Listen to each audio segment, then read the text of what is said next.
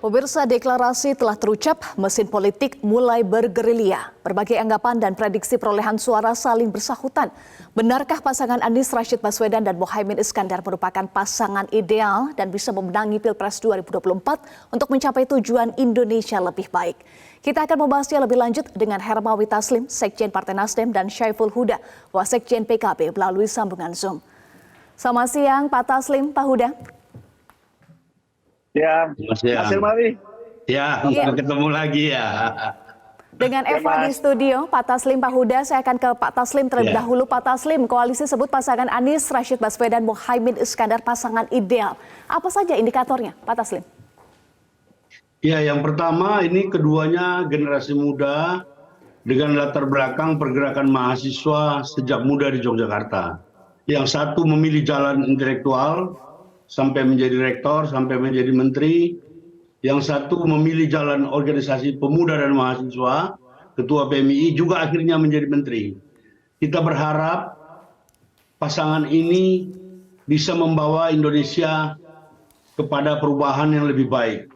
Kemarin narasi-narasi yang dibangun dalam di Hotel Yamato itu begitu heroik, begitu besar harapan, dan mereka juga berdua menunjukkan kesungguhan untuk membangun Indonesia ke depan. Pernyataan Pak Surya selamat tinggal cebong dan kampret itu prinsip sekali buat kami. Kenapa prinsip? Kami mengalami ini. Di Aceh misalnya, Nasdem kehilangan 6 kursi hanya karena dituduh sebagai penista agama. Begitu kita mendukung Anies, kita dibilang pendukung politik identitas. Jadi adu domba yang seperti inilah yang ingin kita akhiri. Sudah saatnya bangsa ini landing ke jalan yang lebih tinggi. Kebetulan kawan-kawan PKB itu juga ada persamaannya dengan Nasdem. Di PKB itu banyak sekali orang pergerakan, bukan hanya dari PMI. PKB juga plural. Saya pernah 8 tahun di sana. Pandangan-pandangan yang mereka bangun selalu menuju kepada kebangsaan. Jadi kami datang kemarin full tim. Tidak pernah acara eksternal PKB dihadiri oleh elit PKB dengan sangat lengkap seperti kemarin. Wakil ketua DPR, wakil ketua MPR, menteri, ketua sekjen, wakil ketua umum, pimpinan-pimpinan fraksi, semua hadir. Itu pun kita batasi. Kemarin Pak Taslim? Ya.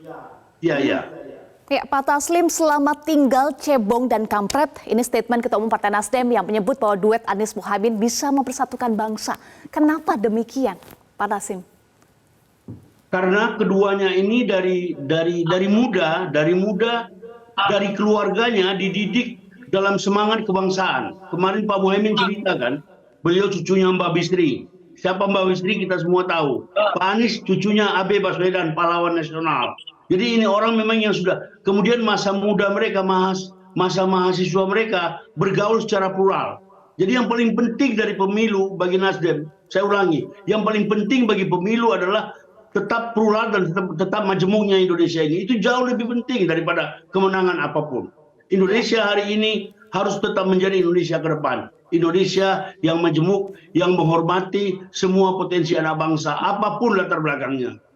Gus Dur dulu mengatakan, kalau kamu bisa berbuat yang baik dan berguna bagi orang lain, orang tidak tanya agama kamu apa, orang tidak tanya suku kamu orang apa, orang tidak tanya anak kamu apa, orang tidak tanya bapak kamu siapa. Berbuat baik buat orang lain, dan keduanya ini sudah menunjukkan talenta itu terbukti di masa pelayanan mereka terhadap bangsa dan negara. Pak Muhaimin itu kan pimpinan DPR berulang-ulang, masuk kabinet, waktu zaman mahasiswa menjadi ketua mahasiswa. Dan yang menarik lagi, keduanya ini adalah juga aktivis kelompok Cipayung. Baik. Pak Anies latar belakangnya HMI, Caimin latar belakangnya PMI. Ini sejak tahun 72 sudah menyatakan satu tekad di Cipayung dalam semangat apa yang kami sebut menuju Indonesia yang dicita-citakan. Baik. Pak Taslim, soal komitmen politik kebinekaan, saya tanya ke Pak Huda, konkretnya akan seperti apa yang akan dilakukan Anies Muhaimin agar tidak ada lagi politik adu domba? Saya kira tinggal melanjutkan ya, karena pada aspek gagasan, rekam jejak, dua-duanya orang yang anti terhadap politik identitas Dua-duanya anti terhadap politik polarisasi. Nah, tinggal lalu apa yang sudah menjadi rekam jejak, apa yang sudah menjadi gagasan dan visi mereka berdua maksud saya, terus disampaikan, disosialisasikan kepada publik bahwa cinta agama sekaligus cinta tanah air, cinta agama sekaligus cinta Indonesia, atau dibalik cinta Indonesia dan sekaligus cinta agama. Dua-duanya saya kira tidak akan ada yang mempertanyakan. Mas Anies Baswedan 5 tahun jadi gubernur telah menorehkan jejak bagaimana Mas Anies Baswedan adil terhadap semuanya. Gus Imin sama, dibesarkan dan dilahirkan dari rahim Nahdlatul Ulama, salah satu ormas yang memegang kuat prinsip dan dasar bagaimana bernegara, yang menyatakan bahwa bentuk negara Indonesia NKRI adalah punah. Nah karena itu ini tinggal kerja, sosialisasi, mensosialisasikan ke semua pihak dan menang dalam Pilpres 2024. Baik, kalau mengutip apa yang disampaikan oleh Pak Taslim tadi ya, dua-duanya sama-sama punya kesamaan, generasi muda, kemudian Pak Huda tegaskan dua-duanya punya komitmen politik kebinekaan. Tapi kalau kita kutip ya pernyataan Ketua Umum Partai Nasdem Surya Paloh menyatakan Anies Mohaimin ini ibarat botol dan tutup, ini saling melengkapi. Apa saja yang bisa saling dilengkapi oleh keduanya, pasangan Amin? Pak Huda. Yang pertama, tren dan arus keagamaan ini cukup kuat akhir-akhir ini. Mas Anies masuk sebagai representasi Muslim perkotaan yang progresif, dan Gus Imin merepresentasikan Muslim di pedesaan yang progresif juga. Jadi dua-duanya punya segmen yang berbeda. Kata banyak teman-teman saya, kebetulan saya di Komisi 10, sudah waktunya guru jadi presiden. Dan Mas Anies adalah sosok guru sekaligus dosen untuk bisa jadi presiden. Teman-teman saya juga bilang sudah waktunya santri menjadi wakil presiden, dan itu direpresentasikan oleh Gus Imin. Dua-duanya merepresentasikan kewilayahan yang berbeda di kota dan di pedesaan. Yang kedua, Mas Anies dari berbagai segi survei menyatakan hasil surveinya bahwa Mas Anies butuh maksimalisasi elektoral di Jawa Timur dan Jawa Tengah. Dan kebetulan dua wilayah ini, Jawa Timur dan Jawa Tengah, adalah adresnya Gus Imin. Dan PKB memang besar dan tumbuh terus di Jawa Timur dan Jawa Tengah. Itu yang disebut saling melengkapi dari persoalan berbasis kota dengan desa, berbasis kewilayahan Jawa Timur, Jawa Tengah, Mas Anies kuat di DKI dan Jawa Barat. Baik, soal efek elektoral Pak Taslim tadi disampaikan oleh Pak Huda, kalau kalkulasi menurut Partai Nasdem bagaimana setelah cawapres sudah diputuskan?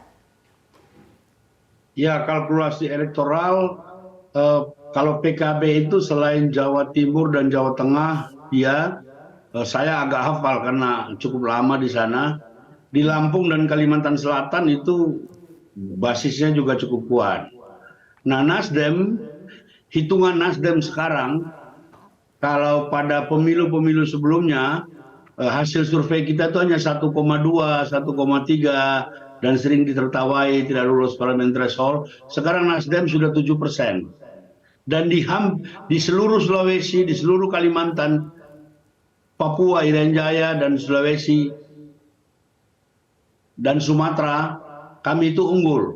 Memang Nasdem itu masih agak lemah di Jawa, dan itu kita harapkan bisa ditutupi oleh kawan-kawan PKB yang basisnya di Jawa Timur dan Jawa Tengah. Kalau dilihat misalnya Nasdem itu dapat kursi di semua provinsi baru yang kursinya hanya 34. Dari Babel sampai Maluku Utara itu ada kursi Nasdem. Dari Babel sampai Papua Barat ada kursi Nasdem. Tetapi di Jawa Timur kita hanya 9. Di Jawa Tengah kita lebih parah lagi, hanya 5.